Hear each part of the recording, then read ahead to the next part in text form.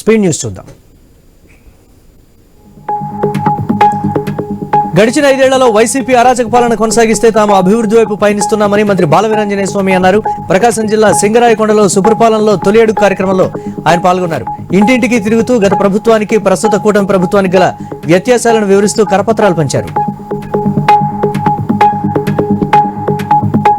విద్యారంగ సమస్యల పరిష్కారం కోసం పోరాటాలు చేస్తామని democratic student federation of India జాతీయ కన్వీనర్ వివేక్ అన్నారు. మహబూబాబాద్ జిల్లా కేంద్రంలోని వర్తక సంఘం భవనంలో డిఎస్ఎఫ్ఐ విద్యార్థి సంఘం లోగో జెండాలను ఆయన ఆవిష్కరించారు. విద్యారంగ సమస్యల పరిష్కారంలో కేంద్ర రాష్ట్ర ప్రభుత్వాలు విఫలమయ్యాయని తెలిపారు.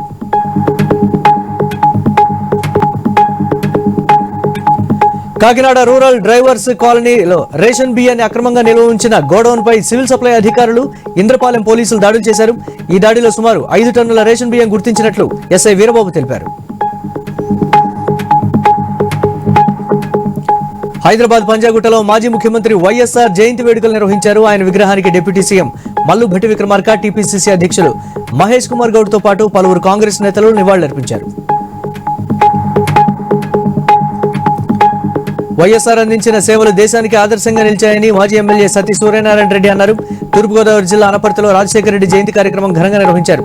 ఆయన చిత్రపటానికి పూలమాల వేసి నివాళులర్పించారు. ఆరోగ్యశ్రీ పథకం ద్వారా కార్పొరేట్ వైద్యాన్ని పేదలకు అందుబాటులోకి తీసుకొచ్చారని అన్నారు. తిరుపతిలో అంతర్రాష్ట్ర దొంగలను పోలీసులు అరెస్టు చేశారు. వారి వద్ద నుంచి 96 గ్రాముల బంగారం, నగలు స్వాధీనం చేసుకున్నారు. పట్టుబడిన నిందితులు తమిళనాడు, చెన్నైకి చెందిన భరద్వాజ్ ప్రేమ్ కుమార్ గా గుర్తించారు. నిందితులపై పలు సెక్షన్ల కింద కేసులు ఉన్నట్లుగా వెల్లడించారు. కేంద్రపాలిత ప్రాంతం యానాంలోని కంచర్ల కాంప్లెక్స్ లో అగ్ని ప్రమాదం చోటు చేసుకుంది. ఏటీఎంలో మంటలు చెలరేగి పక్కనే ఉన్న మోటార్ మెకానిక్ షాప్ లోకి వ్యాపించాయి. దీంతో మెకానిక్ షాప్ లో 5 ద్విచక్ర వాహనాలు, ఒక కారు అగ్నికి ఆహుతయ్యాయి. అగ్నిమాపక సిబ్బంది సంఘటనా స్థలానికి చేరుకుని మంటలను అదుపు చేశారు. పల్నాడు జిల్లా పిడుగురాళ్లలో వైఎస్ఆర్ జయంతి వేడుకలను ఘనంగా నిర్వహించారు. మాజీ ఎమ్మెల్యే కాసు మహేష్ రెడ్డి, రాష్ట్ర వైద్యుల విభాగ అధికార ప్రతినిధి అశోక్ కుమార్ పాల్గొని రాజశేఖర రెడ్డి విగ్రహానికి పూలమాల వేసి నివాళులర్పించారు. మహానేత వైఎస్ఆర్ అనేక పథకాలు రూపొందించి ప్రజలకు ఉపయోగపడే విధంగా చూశారని కాసు మహేష్ అన్నారు.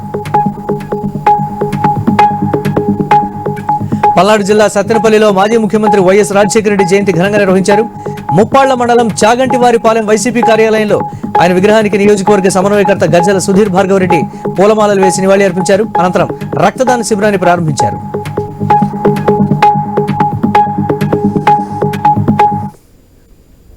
ఇవి ఇప్పటి వరకు updates. Keep watching I news.